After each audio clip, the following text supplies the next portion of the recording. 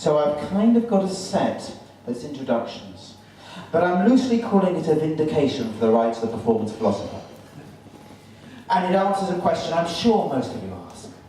Why the hell do I do it? Really, to answer that question, I think I've got to start somewhere not in philosophy and not in this century.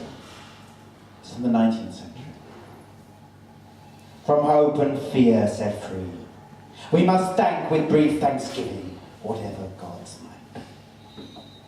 That no kingdom is now and forever, that dead men rise up never, that even the mightiest river winds somewhere safe to sea. Now that's Swinburne's atheist hymn. The trouble is with it, it leaves so much open. What does it mean to live beyond freedom, live beyond fear and hope to freedom? All the more so, when surely the New Testament is very right in describing the Son of Man as the stone the masons rejected, the keystone that holds the ark of knowledge in place. You get rid of that, aren't we all like Nietzsche's man and scrubbing our hands and saying, how will we ever wipe off this murder of all murders? We who have killed God. What will keep the earth orbiting the sun? What will keep the sun from pitching through the void?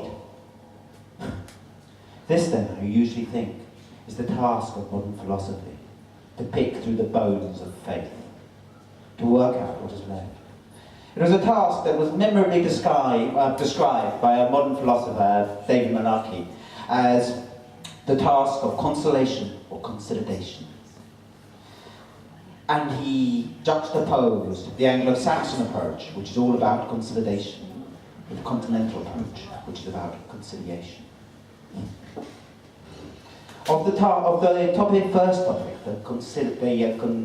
I always get it wrong, by the way, the consideration, anyway.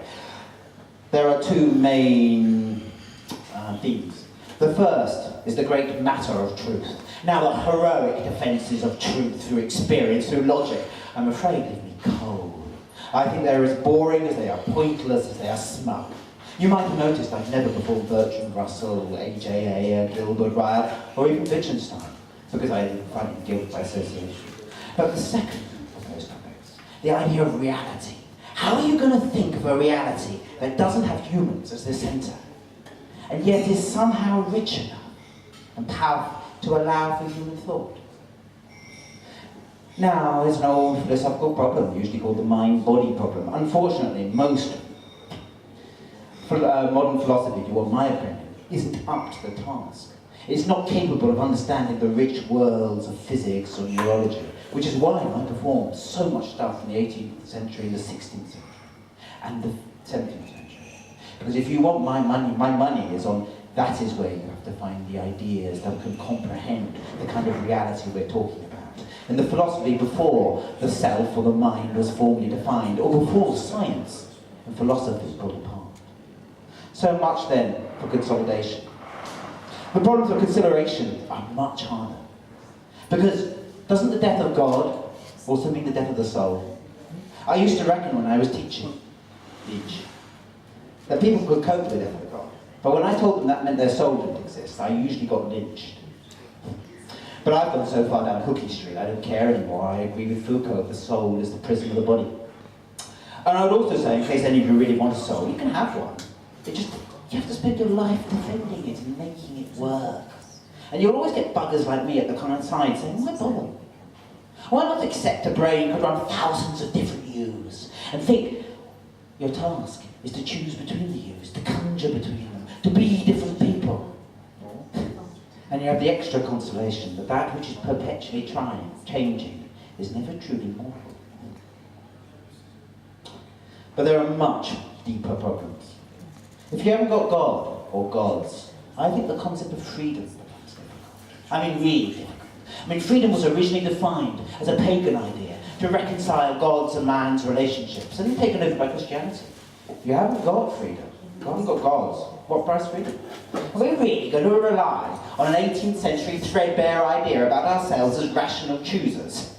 And if we are, we're going to be hooted out of history by those who want to sell us things and are prepared to go upstream of our humanity to work out all the automatic loops that will persuade us of things. Until in the end, we're so harried by them, we're likely to dissolve ourselves into biology. No, if you really want to be free, I think you've got to do something like follow Deleuze's basic stratagem. Because what Deleuze says is if you don't have God, you don't have objects. And the world is not full of things so much as events. Events that hook us all together. Events that none of us see the same, that we don't see the same, moment on moment. That allow us, if you like, to whiz between different versions of ourselves, different things we might be, different possibilities.